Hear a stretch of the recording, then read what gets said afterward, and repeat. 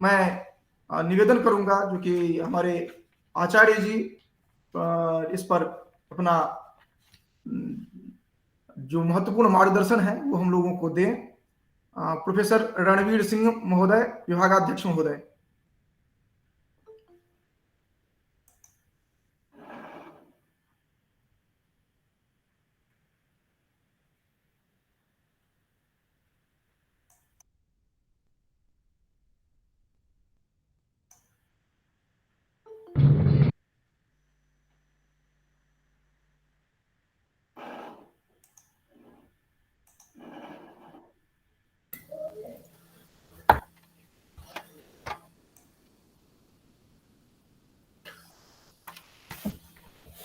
हाँ झा जी, मैं प्रस्तुत करूं? हाँ हाँ महोदय।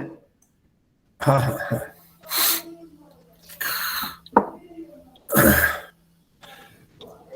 देखिए, सभी उपस्थित महानुभावों को,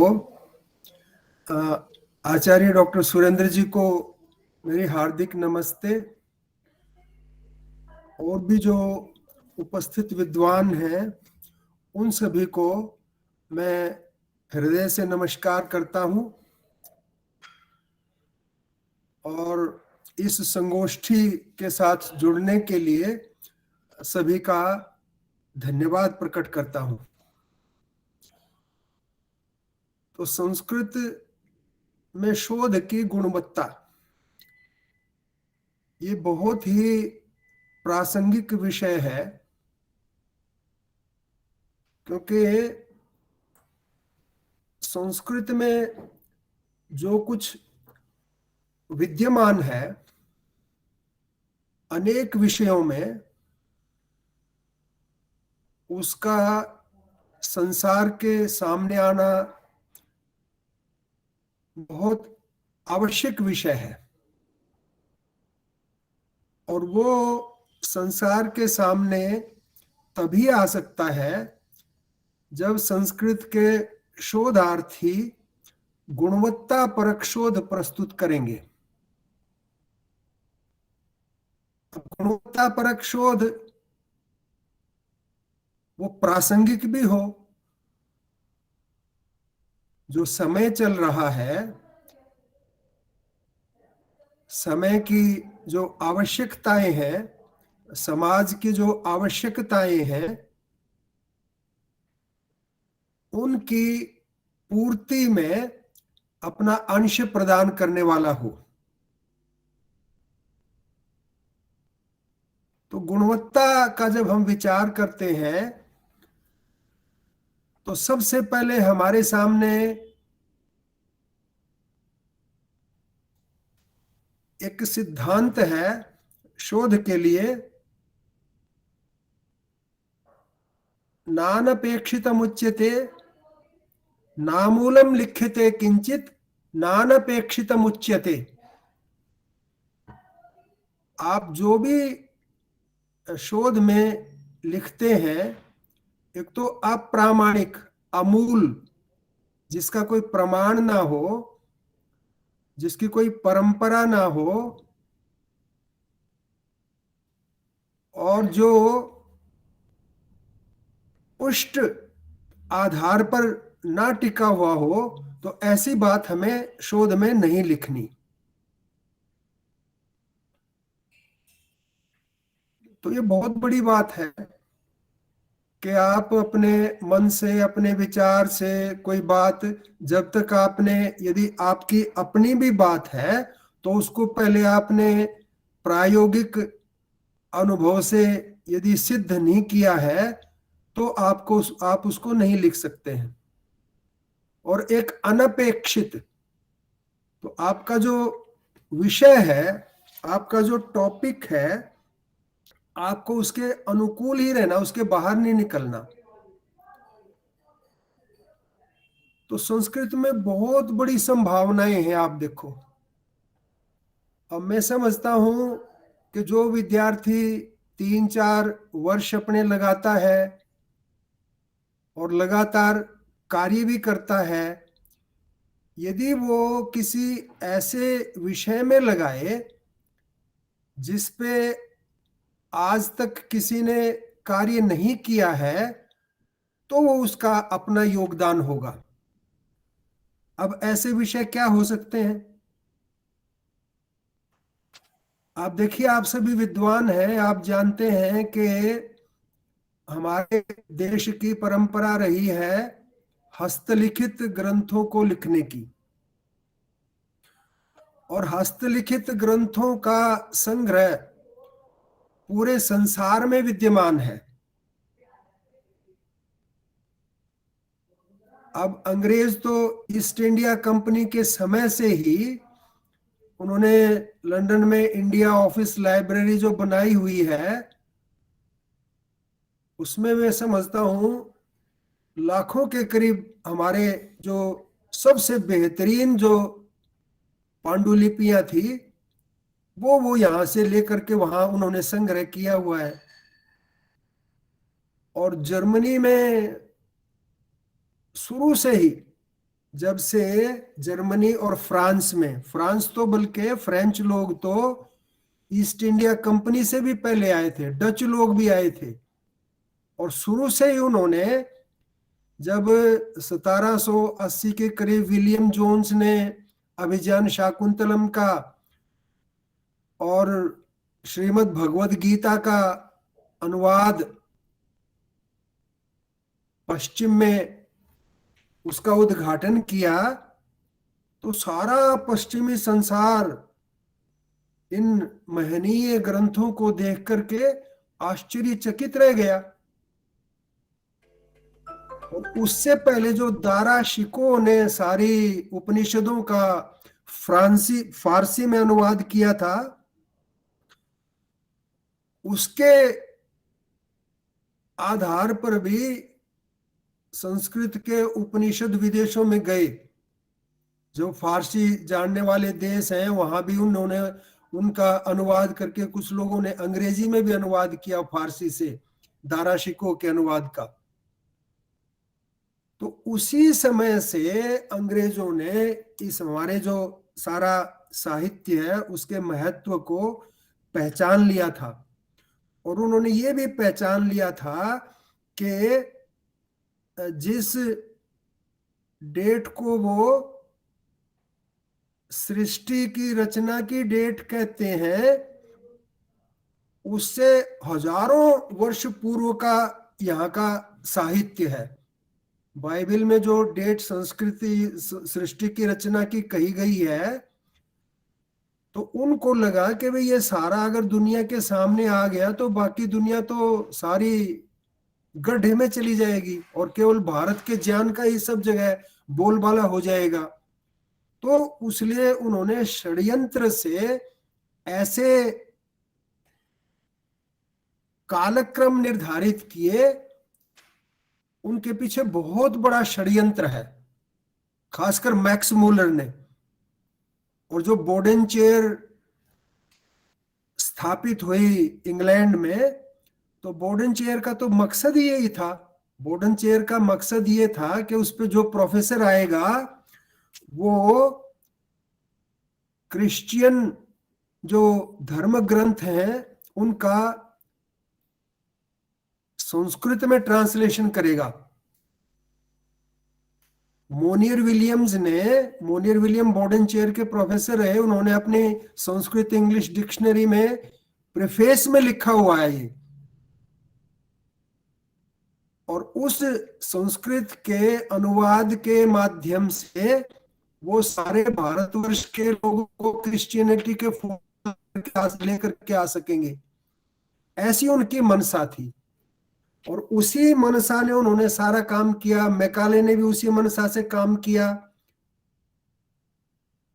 परंतु जो संग्रह किया उन्होंने मैन्युस्क्रिप्ट का, और उसकी जो सुरक्षा वहां हो रही है, और इसके साथ ही हजारों जो टेक्स्ट उन्होंने एडिट किए, तो उनका बहुत बड़ा योगदान है। तो हमें देखना चाहिए कैटलॉगस कैटलोग्राम सबसे पहले ऑफरेक्ट ने प्रारंभिक दशक में लिखा, 20वीं शताब्दी के, शायद 1903-4 का है।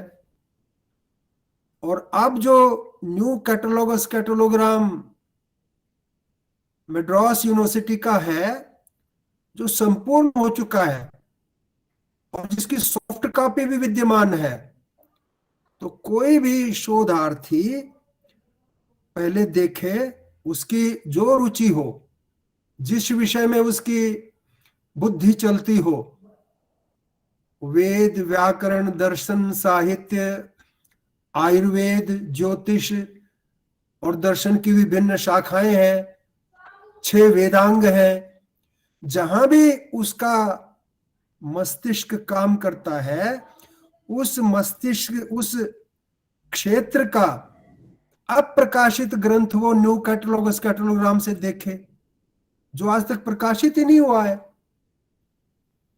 और उसका क्रिटिकल एडिशन करे, उसका अनुवाद करे, उसकी स्टडी करे, उस पर रिसर्च करे। तो मैं समझता हूं शोधार्थियों का वो जो काम होगा वो उनका अपना काम होगा, वो उनका ओरिजिनल कंट्रीब्यूशन होगा। तो इस बात पे हमें ध्यान देना चाहिए। यदि हमें गुणवत्ता परक शोध करनी है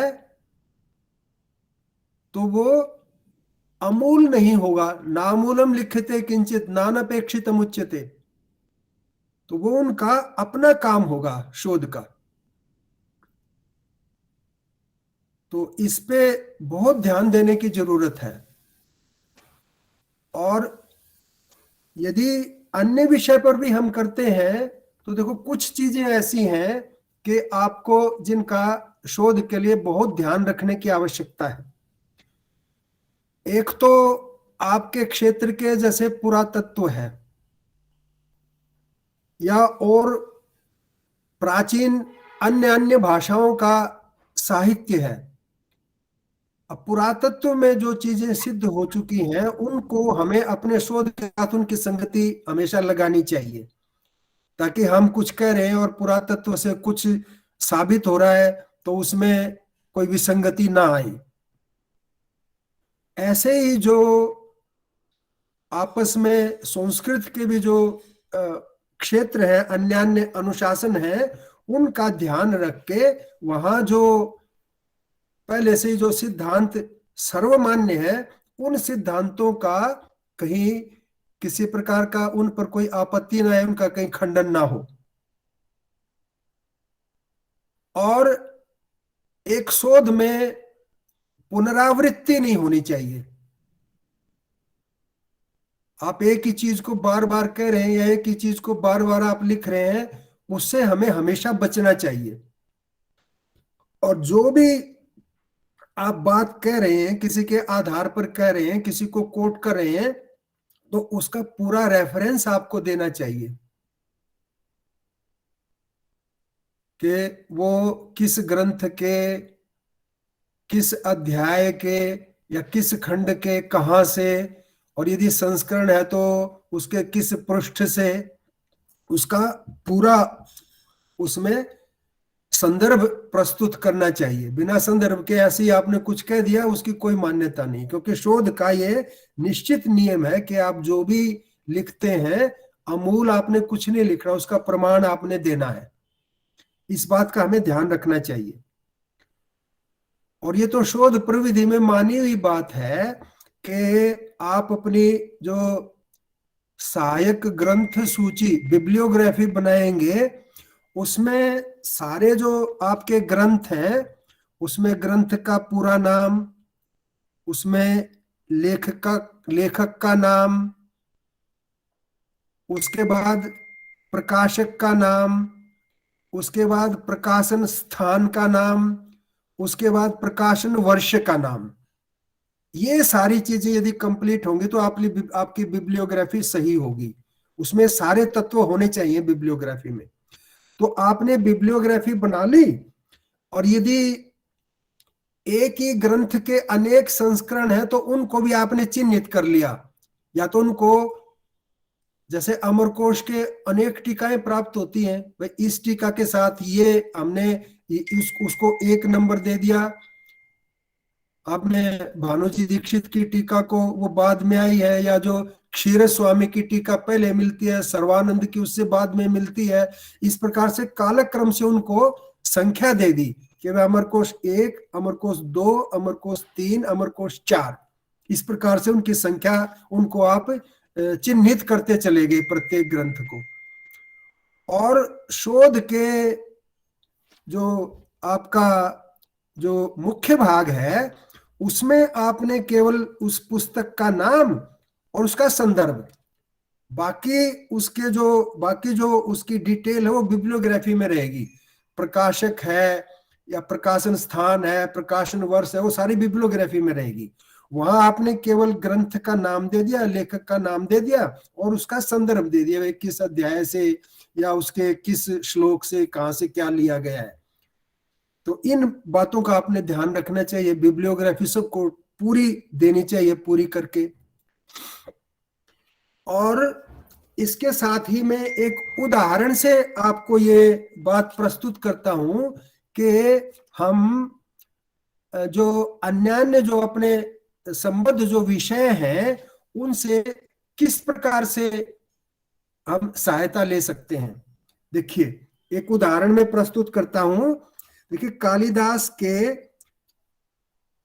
रघुवंश के जब रघु की दिग्विजय है, उसमें चौथे अंक का 67वां और चौथे अंक का 68वां 2 श्लोक प्राप्त होते हैं, और वो है 67वां। देखिए, विनीताध्वश्रमास्तस्य वंक्षुतीर विचेष्टनैः दुधुवुर्वाजिनस्कन्धाल लग्न कुंकुम केशरान। 68वां है अवरोधानाम भर्तृषु व्यक्त विक्रमम कपोल पाटन देशी बभुव रघुचेष्टितम। अब ये जो श्लोक है, मल्लीनाथ ने जब इसकी टीका की तो प्रथम जो पंक्ति है प्रथम श्लोक की, उसने मल्लीनाथ ने वंक्षु की जगह सिंधु माना, और जो अंतिम पंक्ति है 68वें श्लोक की, कपोल पाटनादेशी, ये जो शब्द है उसने माना कपोल पाटलादेशी। अब पाटन का अर्थ होता है उसको फाड़ लेना, ऐसे खरोंच कर लेना, कपोलों को ऐसे खरोंच कर लेना। और पाटल का अर्थ होता है कि वो शर्म से या किसी चीज से लाल हो जाए। और जो वंक्षु भी उसने मल्लीनाथ को लगा कि वंक्षु पता नहीं किस नदी का नाम रख दिया, सिंधु होनी चाहिए, तो उसने वंक्षु की जगह सिंधु पाठ माना और पाटना की जगह पाटला पाठ माना उन्होंने। परंतु बाद में जब पता लगा कि भाई ये जो भरत की दिग्विजय जो थी, तो इसमें आप देखें कि जो दिग्विजय के लिए निकले हुए रघु के घोड़ों ने वंक्षु या मल्लीनाथ के अनुसार माने तो सिंधु नदी के तट पर लेटते हुए अपनी थकावट को दूर किया तथा लेटते समय अयालों पर लगे केसर के कणों को झाड़ दिया। दुधुवुर वाजिनस कंधान लग्न कुंकुम केशरान, घोड़ों के कंधों पे जो कुंकुम और केसर के जो अंश लगे हुए थे उनको झाड़ दिया उसने। और उस प्रदेश में रघु की वीरता हूण जाति की स्त्रियों के पतियों पर कुछ इस प्रकार प्रकट हुई जिससे हूण स्त्रियों को अपने कपोल नोचने और यदि मल्लीनाथ के अनुसार माने तो लाल करने पड़े। तो तात्पर्य यह है कि युद्ध में हूण पुरुष और रघु द्वारा जो मारे गए तथा उनकी विधवा स्त्रियों ने पति मरणजन्य जो शोक था उसके कारण अपने कपोलों को नोच नोच कर फाड़ डाला या पीट पीट कर लाल बना डाला। ये अर्थ होता है मल्लिनाथ के अर्थ को मिला करके। तो प्रथम श्लोक में जो वंक्षु के स्थान पर मैंने बताया, जैसा मल्लिनाथ ने सिंधु पाठ माना, उसका विचार था कि केसर कश्मीर में होता है, इसलिए सिंधु पाठ ठीक है, क्योंकि सिंधु नदी तो कश्मीर में बहती है। तो कश्मीर में सिंधु नाम की नदी तो है, पर वहां वंक्षु नदी नहीं है। परंतु मल्लिनाथ की ये धारणा ठीक नहीं है, क्योंकि कालिदास ने जिस प्रसंग में यह उल्लेख किया है वह भूभाग यवन प्रदेश के उत्तर में है, अतः वह प्रदेश कश्मीर नहीं हो सकता, तथा नदी भी सिंधु नहीं हो सकती। जिन हूणों का उल्लेख यहाँ किया गया है वे भी सिंधु के किनारे पर कश्मीर में नहीं थे। यहाँ पर कालिदास जिस वंक्षु का उल्लेख कर रहे हैं वह ऑक्सस अर्थात वर्तमान की जो आमू नदी है वो है वास्तव में। इसी आमू के आसपास पहले हूण जाती रहती थी, इसके किनारों पर केसर भी होता था। तो दूसरे श्लोक में मल्लिनाथ ने जो पाटन के स्थान पर पाटल पाठ माना है, पति के मरने पर मुख तथा वक्ष को पीटने की प्रथा भारत में भी प्रचलित है। तो इसलिए मुख के ताड़न से उत्पन्न लाली को ध्यान में रखते हुए मल्लिनाथ ने पाटल मान लिया, उसको पाटल पाठ मान लिया। और पाटन का अर्थ है फाड़ना। तो इसलिए यह पाठ उन्हें तर्क संगत नहीं लगा। तो वामन शिवराम आपटे की हम डिक्शनरी देखते हैं तो उन्होंने भी पाटल का पाठ पाटल पाठ माना है वहां। तो पाटल शब्द का अर्थ लिखते समय रघुवंश का उपर्युक्त श्लोक ही उसने उद्धृत किया वामन शिवराम आपटे ने। परंतु पुरातत्व विभाग द्वारा की गई खुदाई से उस प्रदेश से पकी हुई मिट्टी के ऐसे चित्र फलक प्राप्त हुए हैं जिनमें स्त्रियों ने अपने कपोल नोच रखे हैं तथा उन कपोलों से रक्त बह रहा है। वास्तव में हूण जाति में यह प्रथा प्रचलित थी कि पति के मरने पर उनकी स्त्रियां शोक में अपने कपोलों को नोच डालती थी। पुरातत्व से ज्ञात इस तथ्य से अब यह निश्चित हो गया कि रघुवंश के उपर्युक्त श्लोक का मूल पाठ पाटन है, पाटल नहीं। तो पुरातत्व और साहित्य किस प्रकार से एक दूसरे के पूरक हो सकते हैं, ये बात इस उदाहरण से अच्छे से स्पष्ट हो जाती है।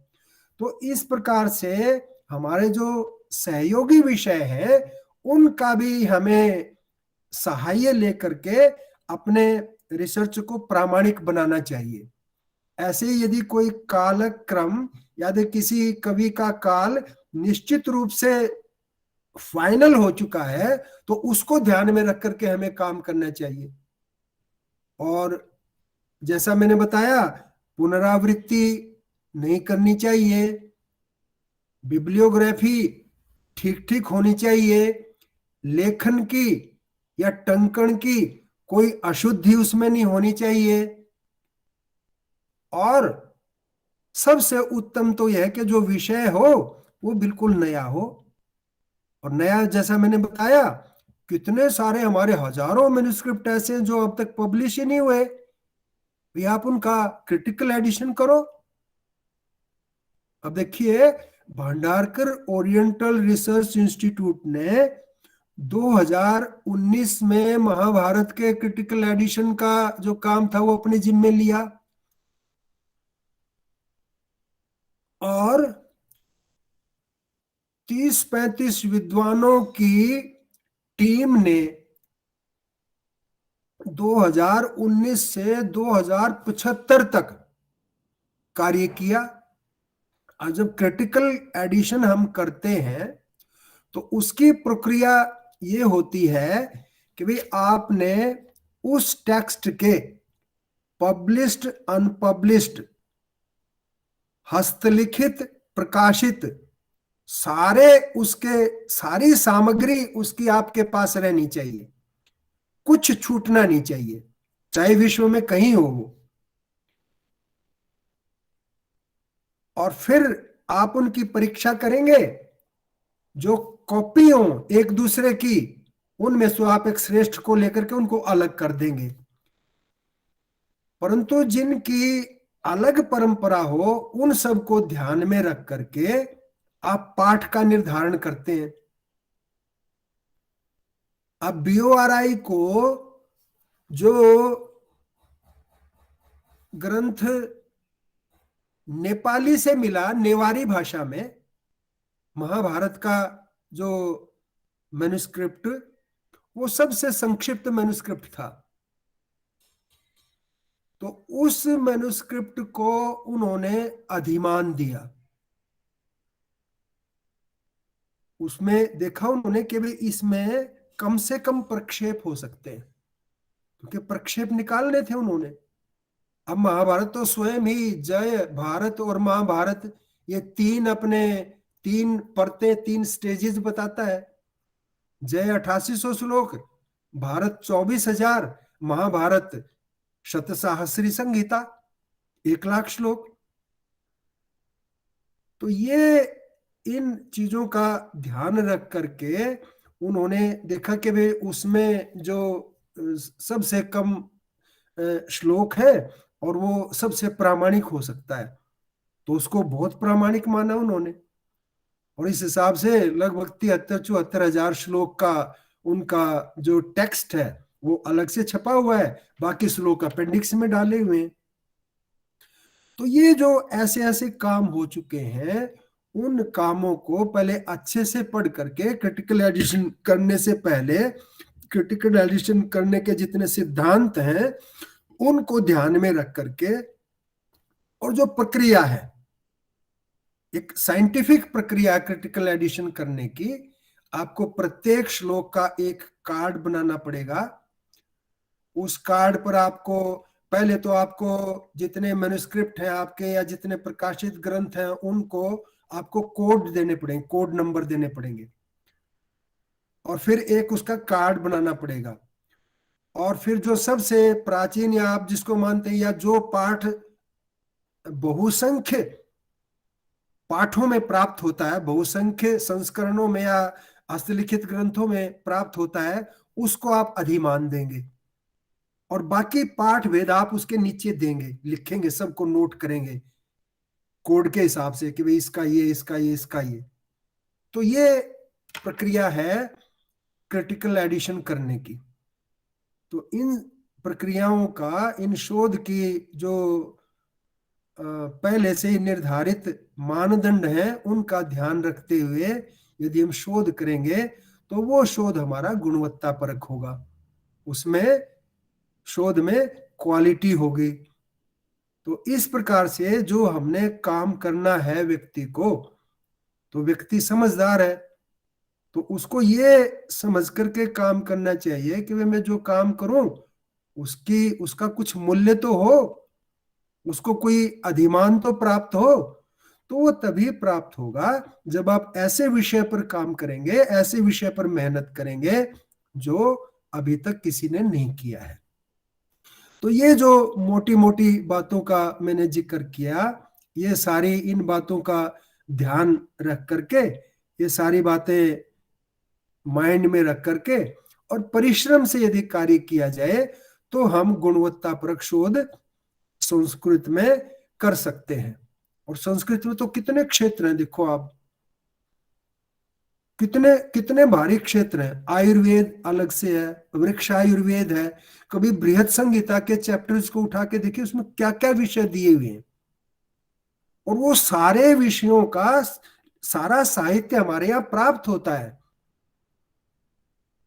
हमने वृक्ष आयुर्वेद तो अपने MA की कक्षा में लगाया हुआ है, और उसमें जो आर्किटेक्चर का है, जो बृहत संहिता का एक अध्याय, वो भी हमने अपनी कक्षा में लगाया हुआ है संस्कृत के अपने पाठ्यक्रम में, हरियाणा केंद्रीय विश्वविद्यालय में। तो इस प्रकार से हमें नए नए विषयों से अपने शोधार्थियों को, अपने विद्यार्थियों को परिचित करवाना चाहिए। और ऐसे कार्य करने चाहिए कि जो अभी तक अनुद्घाटित है वो उद्घाटित हो सके। तो ये मैंने अपने कुछ मोटे मोटे विचार आप लोगों के साथ साझे किए, और मैं समझता हूं भाई इनसे कुछ लाभ भी होगा शोधार्थियों को, और आप सभी का, सुनने वालों का बहुत बहुत धन्यवाद।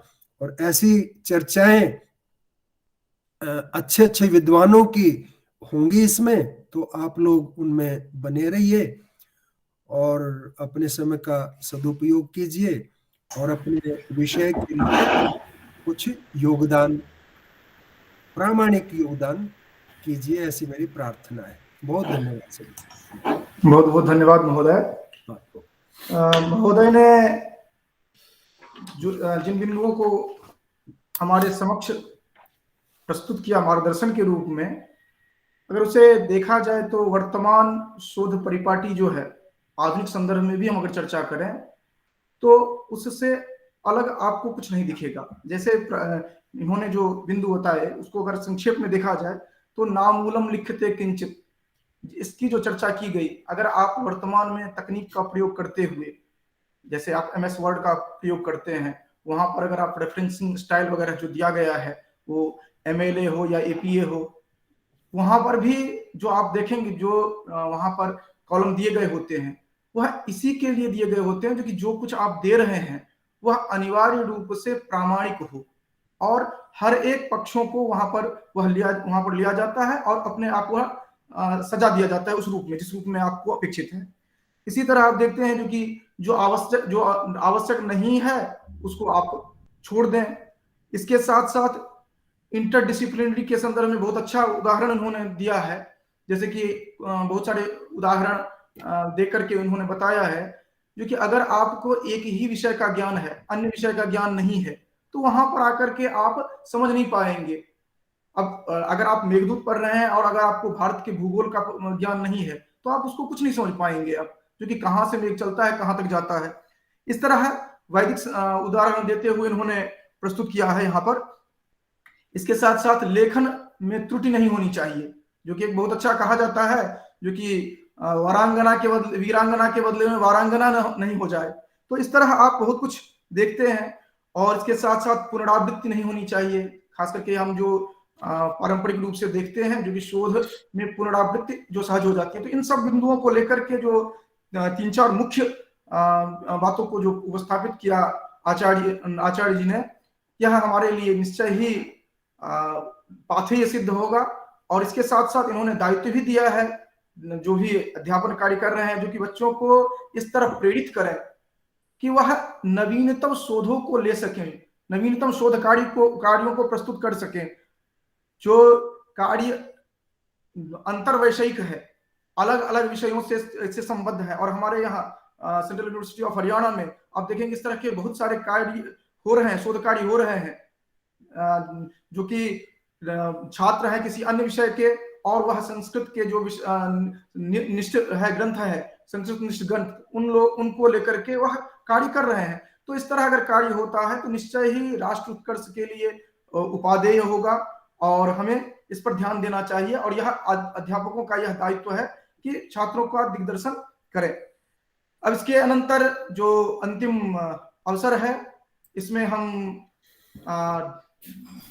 साक्षात धन्यवाद ज्ञापन का अवसर है। यहाँ पर हमारे पत्रिका के मुख्य संपादक महोदय भी जुड़े हुए हैं। मैं इन सभी का यहाँ पर स्वागत एवं आभार व्यक्त करता हूँ। और अंत में धन्यवाद ज्ञापन हेतु साक्षात मैं लोयरा कॉलेज के संस्कृत विभागाध्यक्ष जो हैं डॉक्टर सुमन आचार्य महोदय, इनके पास पहुंचता हूं ताकि कालातिक्रमण ना हो, क्योंकि हमारा समय 11:30 के लिए था, तो उसी समय में यह संपूर्ण हो। इसलिए मैं यह निरंतर 6 दिनों का कार्यक्रम है, कल भी हमारा कार्यक्रम है, निरंतर 23 तक कार्यक्रम है, तो हम निरंतर चलते रहेंगे।